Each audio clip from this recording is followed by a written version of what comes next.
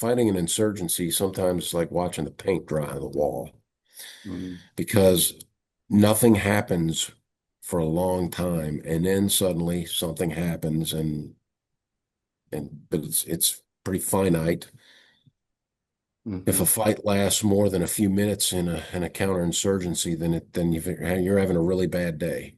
And luckily we didn't have too many of those days. But in Desert Storm, we had kind of set on our can for a few months during Desert Shield and just trained and practiced, if we had to defend Saudi Arabia. But once the war kicked off, and then the ground forces all moved to our attack positions. Everything started moving fairly quickly. And then when the war actually kicked off, the ground war, we didn't have time to think about anything. We just did our job. So, and I was in an artillery battalion, and our artillery brigade, the 18th Field Artillery Brigade out of Fort Bragg, was the reinforcing artillery brigade for the 6th French Light Armor Division. So we weren't even supporting an American division. We were Wow. supporting a French division. Wow. And we had a series of targets that we fired upon in order to enable the movement of that armored division to secure its objective. And we had an objective in the Western Desert, a crossroads town called Asalman in the Western Desert. We were the extreme left flank of the coalition forces in Desert Storm. And so we fired on a series of targets as we leapfrog forward to get to the objective. And we spent the first 2 days just firing, stopping, moving, stop, fire, move out again, stop, fire for 2 days. And then we secured the objective on day two. And once we secured the town of Asalman, again, a crossroads town for, the road going further out west into the desert and then north towards Baghdad. Then the French were going to secure that flank, and then we received another mission to reinforce the 82nd Airborne Division as it moved back to the east to secure Talil Airfield to get into blocking positions to block the Republican Guard coming out of Kuwait as they were retreating. Yeah. And so we spent the next 2 days just driving to get to the blocking positions, and we never made it because the ceasefire was called before we got to the blocking positions. So Yeah. we just went into firing positions. If the ceasefire collapsed, so we went into positions to fire if we were required to, but the war never started up again. So it Yeah. ended abruptly, and then about a week later, we got orders to return to Saudi Arabia and then turn in our ammunition and get ready to come home. I'm thinking that it must have been exciting, as a military man in this context, it must have been exciting to win so quickly, so Mm. decisively. But I wonder at the same time if it was a little disappointing as well, that it was over so quickly. And I don't mean that in any kind of, you know, like we wanted more gore or something like that, but just, as an opportunity to put your training to work and things like that. Is that right? I mean, what was your own Well, thinking we of how we but quickly it we ended? did put our training to work. I mean, we were ready. That army in 1991 was a very, very good army. We were ready. We did our jobs, and we defeated decisively the fourth largest army in the world at the time, the Iraqi army. There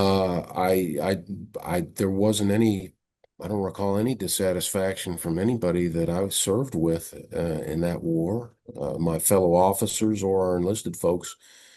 We were excited to do what we did, and then when it was over, we were kind of like, wow, we get to go home. It was Oh cool. yeah. So, Did you have the experience many Gulf War vets talk about of almost waves of Iraqis just surrendering? You've got, did you no, see we that? saw that. Did Yeah, you see yeah, that yeah, yourself? yeah, yeah. We Yeah. had approximately 2,000 surrendered to our brigade as we were moving Wow. through. Yeah, it was kind of startling. We didn't expect that. We expected a fight, and we only received return fire, not return artillery fire. Because we were an artillery organization, so we're firing. We only received return fire once. We just overwhelmed them, and so yeah, and once it was pretty clear that the Iraqis were going to lose, they became demoralized and they just surrendered in droves. Mm. So it was, yeah, it was crazy actually, because we would see all these just like, wow, man, because other people had to deal with that because we're trying to serve the guns. So all these So, people are surrendering, but we had MPs with us, and the infantry was pushing people to the rear. In some cases, they were just saying, "Hey," pointing them to the rear, say, "You go that way, and don't get in the way of anything moving forward, and somebody will gather you up in the rear." And that's literally what happened in some cases. wow. Before the shooting starts, going into the Gulf War, there's a lot of discussion about what a great, military Iraq has and predictions of, Mm, casualties and all of that. mm. Um, so to what extent did that figure into your own thinking? I mean, is that what you had in your mind when things began, that we're up against a significant force and this could be a serious fight? Yeah, we all believed that at the time. I mean, hindsight being 2020, Mm, it looked like a walkover, and it was, but we didn't know that. mm, Before we deployed. Uh, I mean, we were alerted, but there wasn't enough lift to get us over there, so we ended up at home for a couple more weeks than we expected before we got over to Saudi Arabia. And so, if you watch CNN at the time was the news source 24 hours a day. They were just having constant stories about, oh, they fought the Iranians for 8 years and they used gas, and they're well trained. They can use their artillery pretty well. They've got all this armor. They had, the Republican Guard had the T-72s, which was a pretty capable tank back then.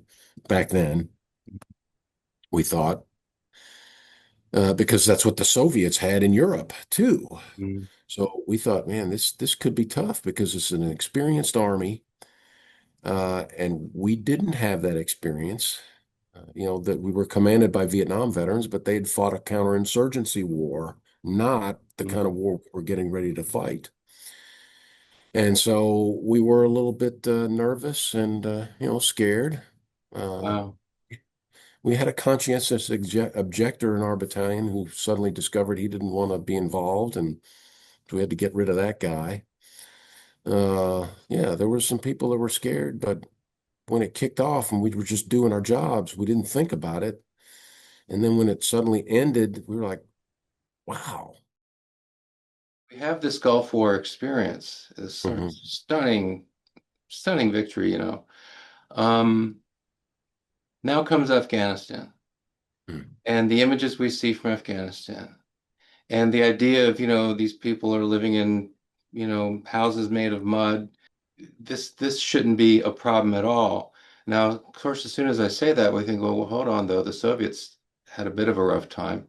Well, but that was the Soviet Union and they collapsed and you know, so we have that Gulf War experience. We have victory in the Cold War. Doesn't seem like a struggle in Afghanistan really should Yeah, be much of a yeah, problem. Just from the yeah, armchair position of an American sitting in his or her living room at home watching this. yeah, So yeah. I'm just interested in just to get this discussion about Afghanistan started. What's your response to just those initial thoughts? I'd say they're accurate. If you recall, October 7th of 2001, we fairly rapidly drove out the Taliban, and the government collapsed extremely rapidly. Mm, And then we sent in conventional forces to secure, uh, what remained of Afghanistan, and to attempt to begin to reestablish some institutions by which they could govern themselves.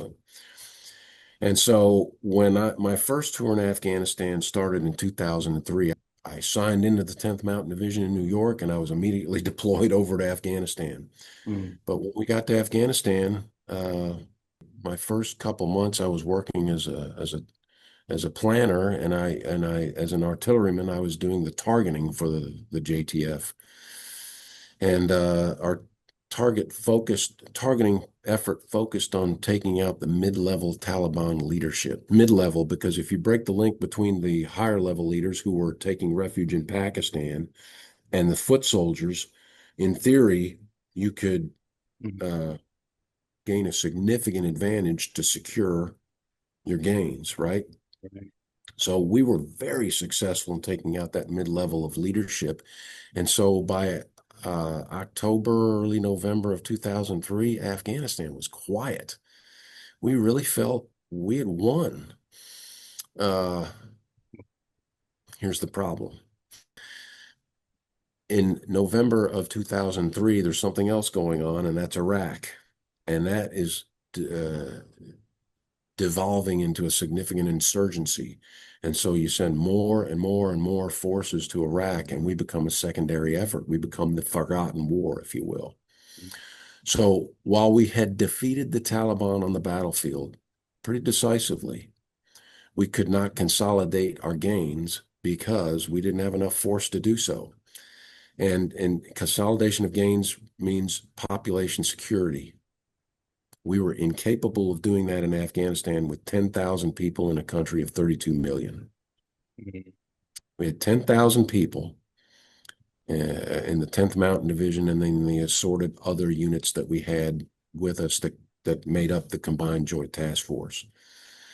And so what we focused on in 2003, 2004 was counter-terror operations. Counter-terror operations do not secure the population. They take out terror cells. Because, as you know, one of the purposes for going into Afghanistan was that country could never be used as a base of terror operations again. That was our focus. And so while we did focus on taking out Taliban mid-level leadership, we couldn't get to their strategic leaders because they were in Pakistan. That's a sovereign country. We can't go in there. We just didn't have enough to secure the gains. Mm. But we still felt like, it was going to be okay because we were beginning to build the Afghan National Army. Uh, State Department, UN, NATO, we're sending folks over to begin working on building government institutions. And so we felt like when we came home in 2004 from that deployment, myself and my friends that I worked with over there felt like, Afghanistan's going to be in a good place. We're going to get there. That's how you felt at the end of your first tour. That's how I felt at the end of the first tour. Second tour, I get back over there and I'm expecting because we had some more forces over there. The force had about doubled at that point. So we had about 22,000 folks on the ground. Still not enough, but more capability. I thought, okay, we're going to be able to make some real progress here and start beginning to turn over some of this responsibility to those new institutions we've been working with and building. I got over there and that was not the case. The Taliban had kind of resurrected itself and had started a fairly significant insurgency in 2006. Now this is OEF 7. And my brigade was over there 2006, 2007. I only did half of that deployment because my brigade commander sent me home to be the rear detachment commander to to take care of all the wounded that came home and the families. That was a tough job. But I did half that deployment. And that deployment is characterized by we had kind of moved away from the counter-terror operations that we were doing. And we were moving towards an effort to push the Taliban out into the hinterland, fight them in the hinterland, so that in the urban areas, the the government of Afghanistan could build its capacity for self-governance. So keep the enemy away from the populated areas, fight them in the hinterland, and focus on allowing that government to build its capacity. That was what we did. So, in particular, while I was in Afghanistan before I came home, we were involved in establishing the Korengal outpost in the Korengal Valley. I assume you've heard of that. That was a place of significant fighting, and I was in the brigade that established that outpost. Wow. We established the outpost Keating. I Mm. was in the brigade that established that, and I was in the brigade later that closed it down as a battalion commander. So I kind of have bookends in Afghanistan. But in 2006, we were pushing the enemy into the countryside to fight them there so the government could focus on building capacity in the populated areas. It was,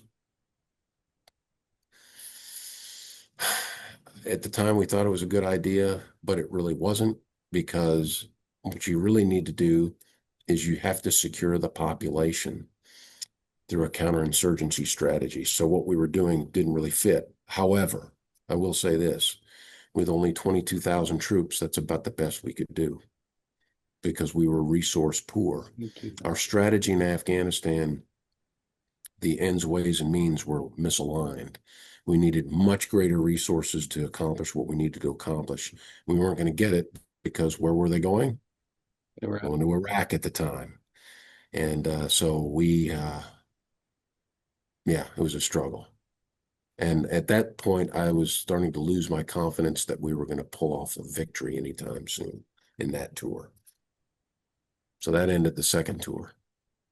Let me ask you before we get an overview of the third tour, what would victory have meant Yeah. at that time to in Yep. 2006? In 2006, 2007, what did victory mean? Yeah. Winning means the following. First, the Afghan National Army capable of securing the country in conjunction with the police. The government of Afghanistan capable of governing semi-competently, understanding that corruption is endemic in that society. So semi-competence, I'll say. And third, the Taliban defeated, meaning discredited in terms of their ability to govern the country. That would have meant victory. And so us capable of turning over that responsibility to those institutions we were working on building, that would have been, in Forsyth's description, that was victory. Let me just send back your way two things that pop into my head as you run through that list, and then I'm interested in your response. The first is even that name, Afghan National Army. Hmm. And of course, when Americans think of Afghanistan, we think of a nation with borders, Hmm. Uh-huh. and I wonder, one of the things I wonder is that how a lot of people living in Afghanistan think of that part of the world? Do they have a conception of the nation? No, And then absolutely. and then let me pass my second point to you, and then I'm interested in your response. The corruption, Hmm. and you describe it in what you write, the kind of mind-boggling, crass corruption of a lot Yeah. of these leaders in Yeah. Afghanistan. Yeah. And It's the endemic. Taliban, as awful as they are, they're not going to put up with that, right? In some respect, hard to say, the Hmm. Taliban maybe seem a little more moral, at least in this very narrow respect. Yeah. Are these problems the conception that we think of the nation of Afghanistan? A lot of Afghans don't think of a nation called Yeah. Afghanistan, Yeah. and this endemic corruption where the Taliban said, "Look, are you fed up with these thieves? Well, then go with us." Yeah. Yeah. I think you hit it on the head. You're exactly right. There, first of all, there is no nation of Afghanistan per se. There are ethnic identities and tribal identities, and the big ethnic groups are the Pashtuns, first of all, which the Pashtunistan, if you will, is basically southern Afghanistan into Pakistan. And you've got the Tajiks, the Uzbeks, the Hazaras. And so one of the biggest mistakes that we made as the United States was trying to establish a strong central government where there had never been one. And so what might have been a better model for Afghanistan would have been some sort of confederation. A strong central government was never going to work in Afghanistan from a cultural standpoint, ethnic standpoint, a lot of other reasons. Mm. But that was the hand we were dealt with as the military leaders, and that's what we had to try to uh, implement and secure. But obviously, we were not successful. And um, I gather from, what I've read of the journal that you kept in your time in Afghanistan. If I ask, well, well, I mean, as a historical fact now, we were not successful, but you had a gathering feeling that this isn't going to succeed. Yeah, And it seemed that more than any other single reason is because of the endemic corruption yeah, that yeah, you've talked about. So the government is represented by people, a lot of whom, not all of whom, I think you had some good experiences, but a lot of whom are manifestly, obviously, purely self-interested, selfish, corrupt, yeah, uninterested in the well-being of the country. yep, yep. And that was, yeah, that was pretty much across the board. The police would fleece the local population. The governor of Nuristan, who was just this slimy guy that I could not stand, would impose a tax on the public workers in the province. For example, the teachers. The teachers came to me and said that, you know, our salary is supposed to be X. I don't remember what it was, but whatever it was. Yeah, And that this governor would impose this tax, which wasn't a tax, it was his personal slush fund on the teachers because all the funds went through his office.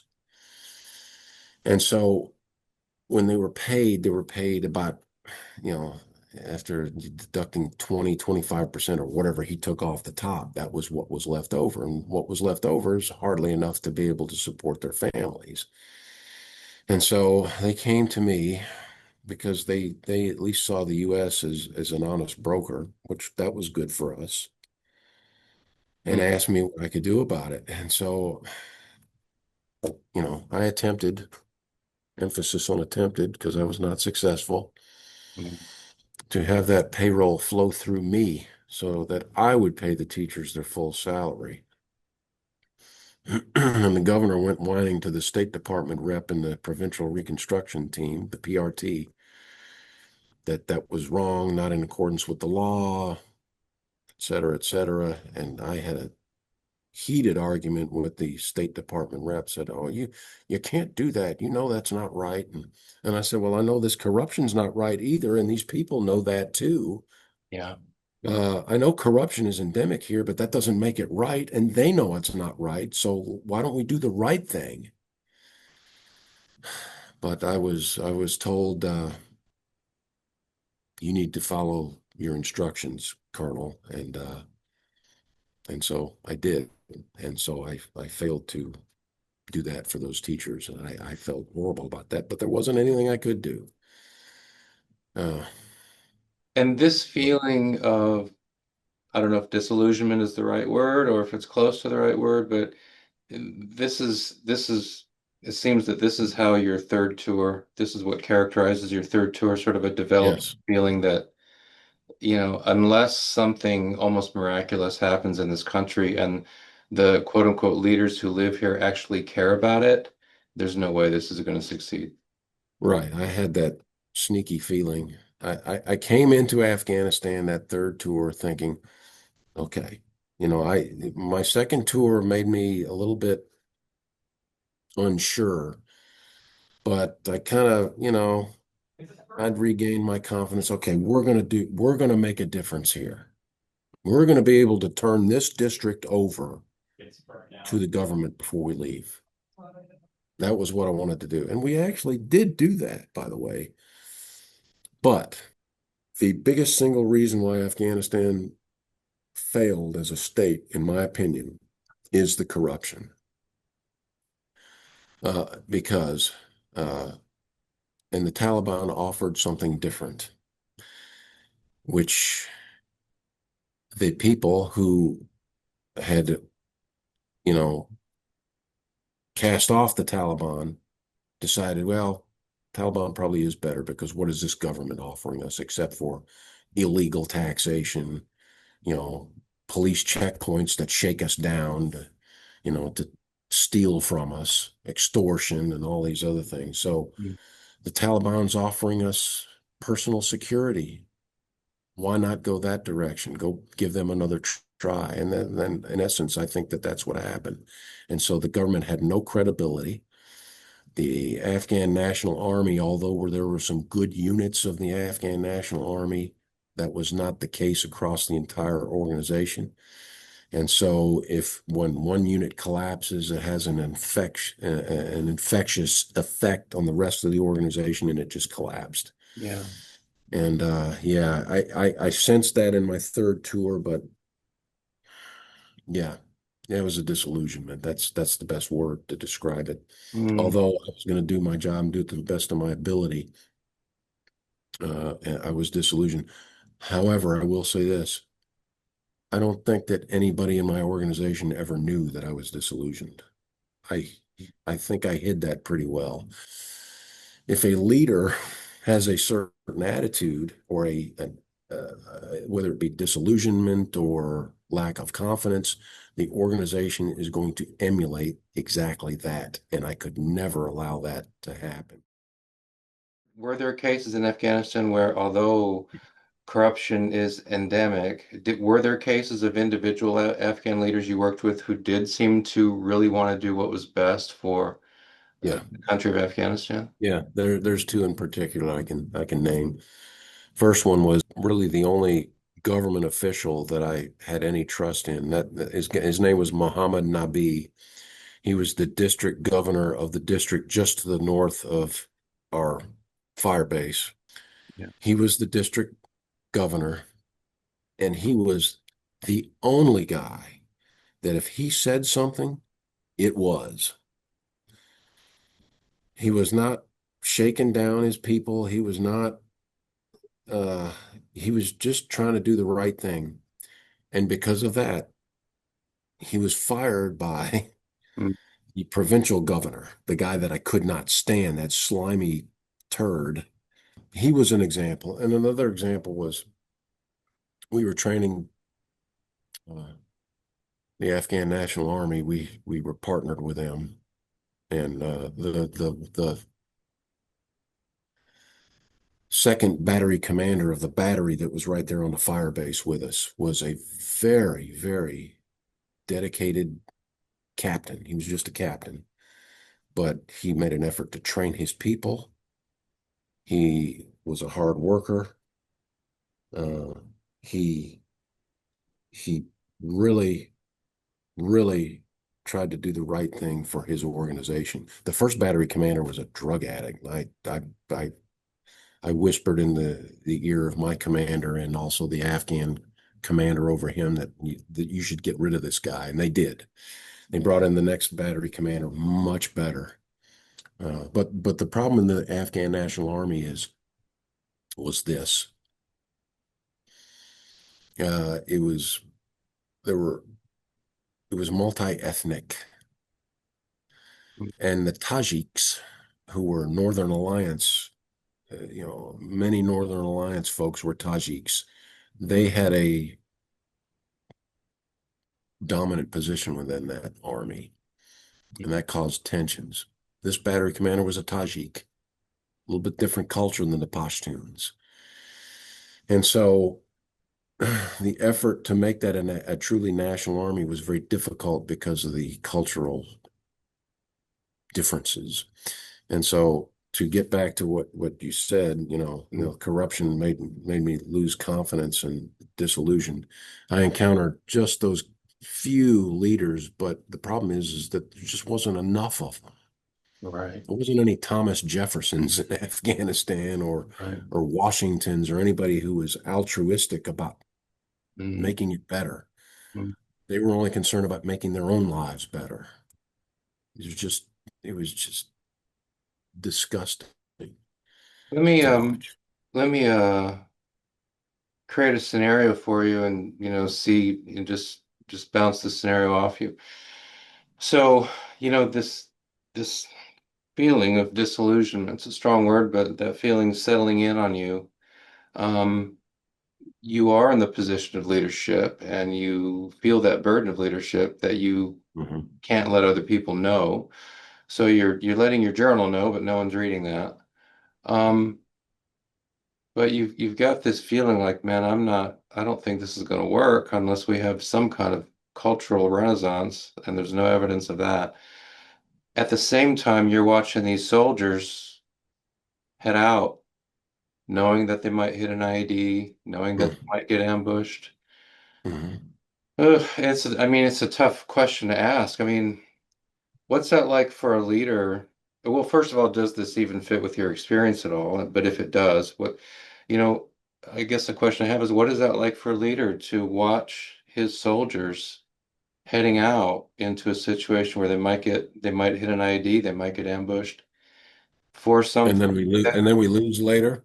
and then you lose later, and for something that the commander himself just doesn't think is plausible, not because the soldiers aren't doing their job, but because the people that we're trying to help aren't doing their job. I mean, Yeah. does that resonate with your experience? And then it seemed to be a really hard. It's a lot easier to ask the question than it would be to answer it, but I'm interested in any response you have. Yeah. I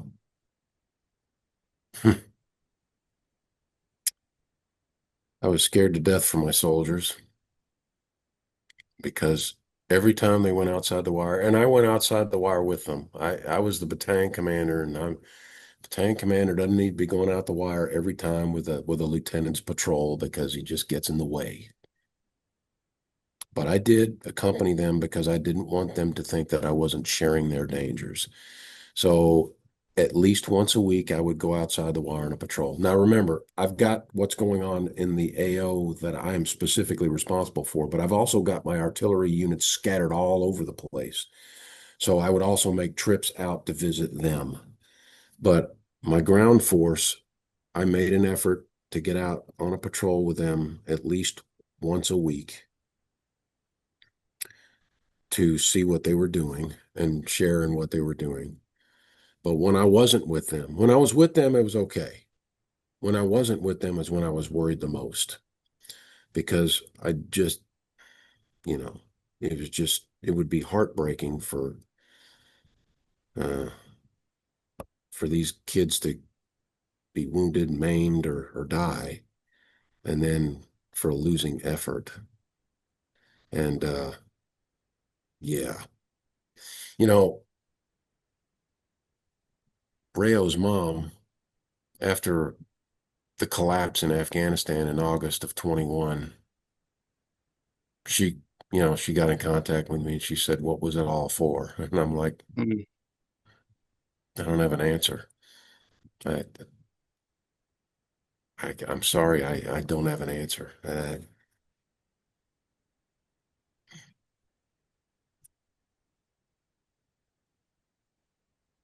Yeah. All I can say is we did our jobs, and my job was to make sure that those kids did their job, and they did, and I'm proud of it. Since we've mentioned Rayo, I wonder if you could tell his story. Yeah. So,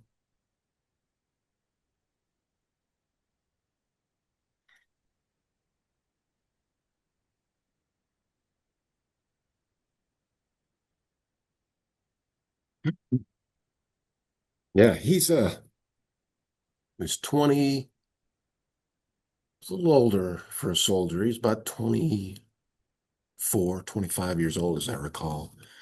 He joined the army because he wanted to be a part of defending the country after what happened after 9/11. That's what motivated him to come in the army. He couldn't do that, immediately because in 2001, let's see, if he was 24 in '09, how old would he have been? So subtract 8 years. So he was 16. So he couldn't come in the army until later. I think he joined when he was 19 or 20. So he was nearing the end of a 4-year enlistment.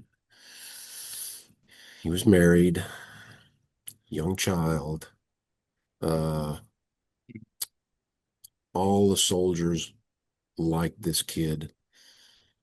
He was very conscientious about doing a good job and doing it thoroughly. His platoon leader, a guy named Lieutenant Great, saw his ability to capture details, and so he made him his intel guy. So with them, when they were out, Rayo would capture information that was useful for, the debriefs that we could then learn more about what was going on and then shape our operations around what we know. Know your enemy, and then you can act in accordance and act proactively. So he was kind of his intel guy. Rayo's MOS was actually he was a meteorological uh, uh, I can't remember what the actual title is, but he was a what we'd call a metro guy. Uh, he was the guy that provided the weather data that the guns need in order to fire accurately to account for weather conditions. But we didn't need that because, in fact, the artillery doesn't use those folks anymore because the modeling and predictions and technology is we don't need people anymore to do it. We have tools that do it, technological tools. So his job was becoming a little bit obsolete. So he finds himself in this infantry organization, basically. And while I knew him and knew of him, but I'm the battalion commander. He's about 4 levels below me in a platoon. And so, I know him. I know he's a good kid, but I don't know him. Not the same way that I knew the battery commanders and my immediate subordinates and my lieutenants and some of the soldiers on the staff that I encountered on a daily basis. He was a kid that I encountered about a couple times a week, just going around. Sure. And so when he was killed, uh, he was killed by an IED. So th that tactic represents a significant change because before December of 2009, the Taliban attempted to engage us primarily in direct firefights. And we had a few of those, small ones, nothing ever big until the attempt to overrun the FOB in November. November was that 15th, I believe. Which was 3 weeks after Keating was overrun. So they think they're going to liberate Nuristan by overrunning us, but that it wasn't the same situation as Keating. Much smaller outpost. The terrain was different there, and I had guns right there. I had mortars right there. I had everything I needed to just kick the enemy's ass. And with the intel, we did that. So that was the last.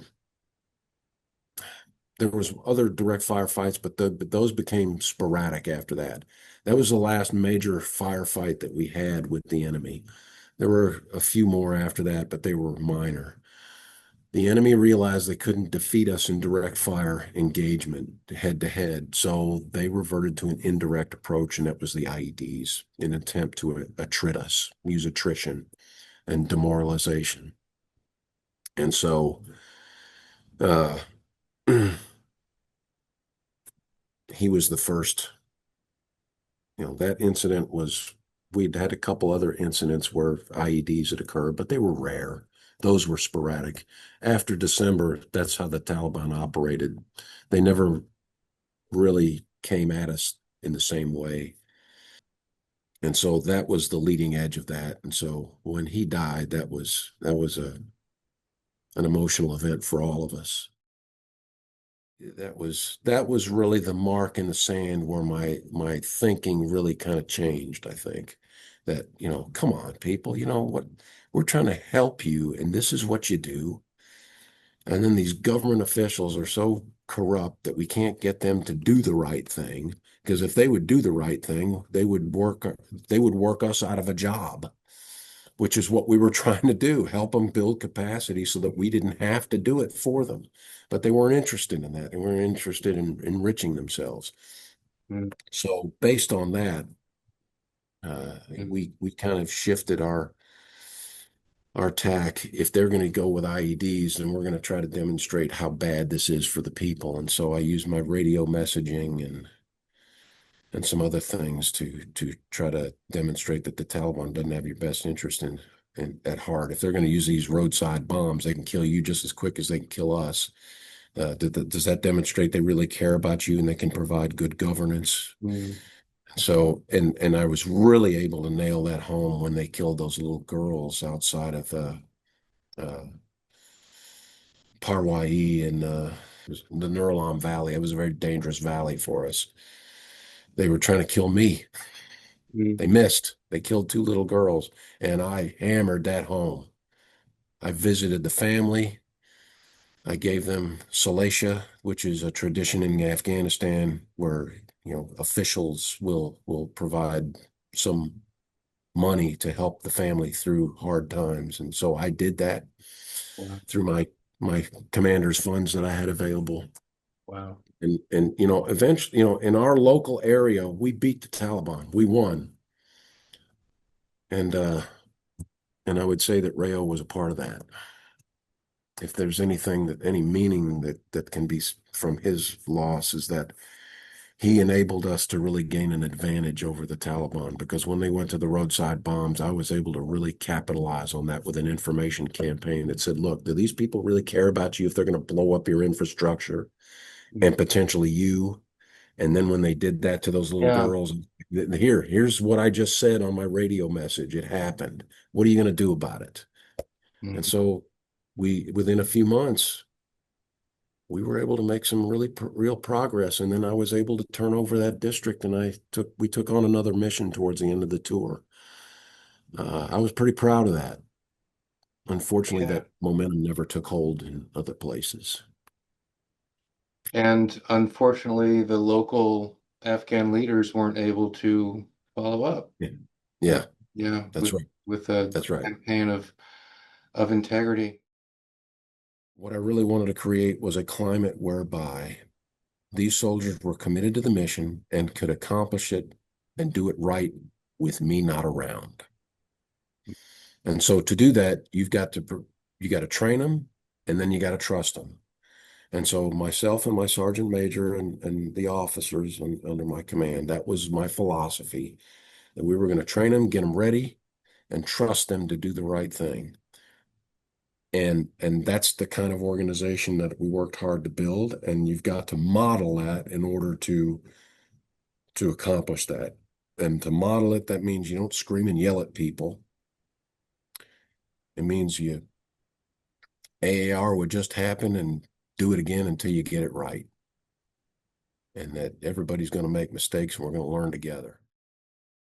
I'm very proud of that battalion that I commanded. I had the privilege of commanding that thing for over 2 years, and they did everything that I asked, and they did it well. Mm, And I'm proud of them for doing it. And they did wonderful things for our country in Afghanistan.